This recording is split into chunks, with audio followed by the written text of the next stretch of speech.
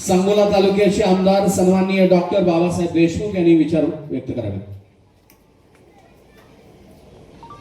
या तालुक्याचे आणि बलवडी गावचे सुपुत्र हुतात्मा महादेव अनंतदास शिंदे यांच्या पुतळ्याचं अनावरण या राज्याचे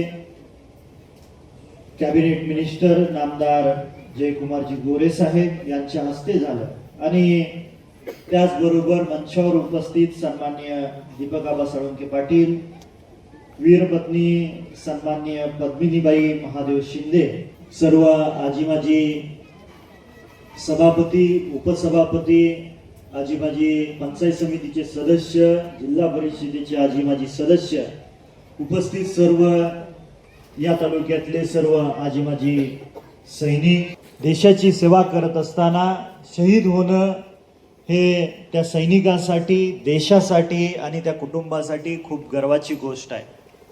आणि अशाच हुतात्म्यांचा स्मारकाचं उद्घाटन सन्माननीय या जिल्ह्याचे पालकमंत्री जयकुमारजी गोरे साहेबांच्या हस्ते होतं। हे या गावचं आणि तालुक्याच्या मानामध्ये यशस्वी तुरा भाऊंच्या हस्ते लाभलेला आहे असं म्हणलं तर वागवं ठरणार नाही। भाऊ, ज्यावेळेस एखाद्या कुटुंबातला सैनिक देश पातळीच्या देश रक्षणासाठी काम करतात त्यावेळेस इकडं आपल्यासारखे सर्व नागरिक समाधानाने आनंदाने जीवन जगू शकतात, पण त्या कुटुंबाला, आपल्या कुटुंबातला एक प्रमुख देशाच्या रक्षणासाठी पाठवल्यानंतर बऱ्याचशा संकटाला तोंड द्यावं लागतं आणि त्या संकटाला तोंड देत असताना या शिंदे कुटुंबियांना इथल्या गावकऱ्यांनी खूप चांगली सहकार्य केलं, मदत केली, ही विजयदादांनी भाषणातून सांगितलेलं आहे। भाऊ, मान नदीला पाणी दिलं त्याबद्दल दीपकाबाने आभार मानलं।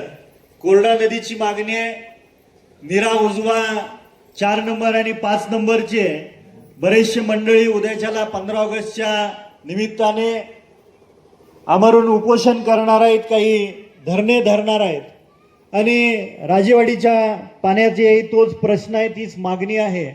तर आपण पालकमंत्री महोदय आहात आणि आपण जातानाच संबंधित अधिकाऱ्याला त्या पद्धतीनं आदेश द्यावे, हे तालुक्याच्या वतीनं मी मागणी करतो। आणि गावकऱ्यांनी आणि शिंदे कुटुंबियांनी हा खूप चांगला स्तुत्य उपक्रम राबवला, त्याबद्दल तालुक्याचा लोकप्रतिनिधी या नात्याने गावकऱ्यांचा आणि शिंदे कुटुंबियांचा मनापासून आभार मानतो आणि थांबतो। जय हिंद, जय महाराष्ट्र। धन्यवाद आमदार साहेब।